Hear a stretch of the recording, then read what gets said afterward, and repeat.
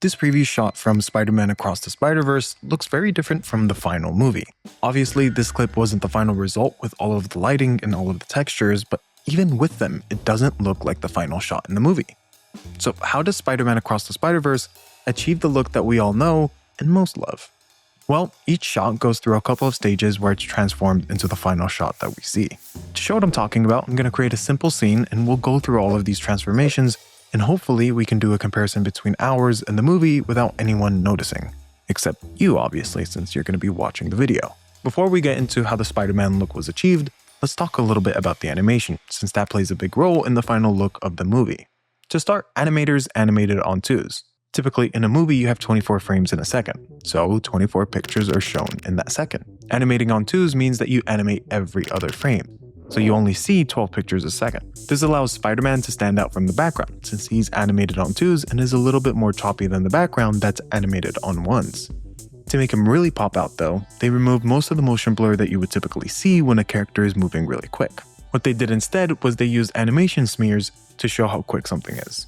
This is something that 2D animated movies and shows often do, and many other mediums as well. And all smears are duplicate body parts placed just a little bit behind the body, making it look like something is moving really quick. They also use something else, but we'll touch on that in a second. Other than these two main things, there isn't much else that you'd have to do to achieve this animation style. But now, back to the look.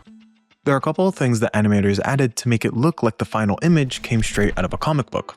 For example, they used shaders that made it look like there were very harsh and very clear shadows, something that you often see in comic books and also sometimes games. By the way, these are called toon shaders. And that's not all. To take it a step further, animators added cell shading and cross-hatching that you typically see in place of shadows in comic books. They did this all over the place, from the background to the characters themselves.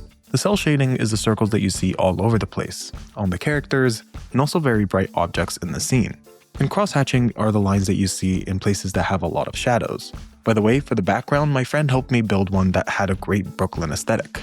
I've never been to Brooklyn, but that's how I imagine it to look. Speaking of the background, it'll be a little bit more detailed than we see in the comic books, since this is all in 3D. Though if you're trying to make a background like they did do a couple of things to trick the viewer into thinking the background was a lot more detailed than it really is. They sometimes use blurry shapes to make a busier background, or sometimes just still images. But the toon shaders and the shading techniques by themselves take our scene a long way. Though there is one issue, and that's focus. Typically, in a regular movie, you'd be able to focus the camera on the main characters and blur out the background. But that doesn't work here. It destroys all the work that we've worked on. What Spider-Man did was add in chromatic aberration. Usually you see chromatic aberration when a lens distorts an image, or sometimes you see something that looks like chromatic aberration in old misprinted comic books.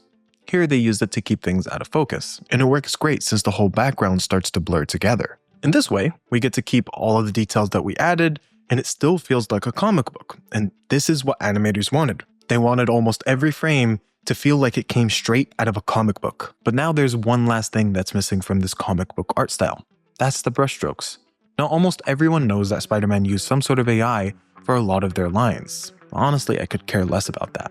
What I do care about is that they use Blender for a lot of their lines. Animators would use their own in-house tools for outlining the body or even the face lines, and then, using the grease pencil, they were able to draw on the characters or objects directly. We can use it to show motion for Spot here. Just a side note, these lines weren't random. Comic book artists gave guidelines to the animators on how they themselves would draw these lines. Also, animators weren't just limited to drawing on the characters when using the grease pencil. They could have used it to accent fast-moving objects like the smears we just talked about.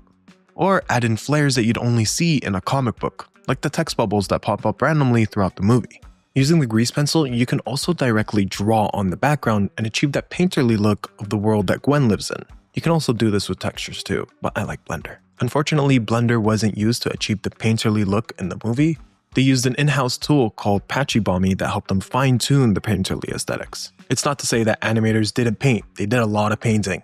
Sometimes they'd paint a whole scene for 1 or 2 frames, and being able to paint and draw on the characters themselves helped a lot. It also gave more of that hand-drawn feeling since animators were actually drawing on the character. Most of these effects were there to create a 2-dimensional comic book feeling to these movies. The latest movie was very expansive. Each world had its own art style, and there were 5 worlds. A lot of people didn't like the mimicking of the comic book art style, but I'd much rather this than a realistic render. And if this was hand-drawn animation in a comic book style, it would need far more resources, and would take away from some of the amazing effects that they were able to add. But that might look awesome too. Our final result isn't too far off from the movie itself.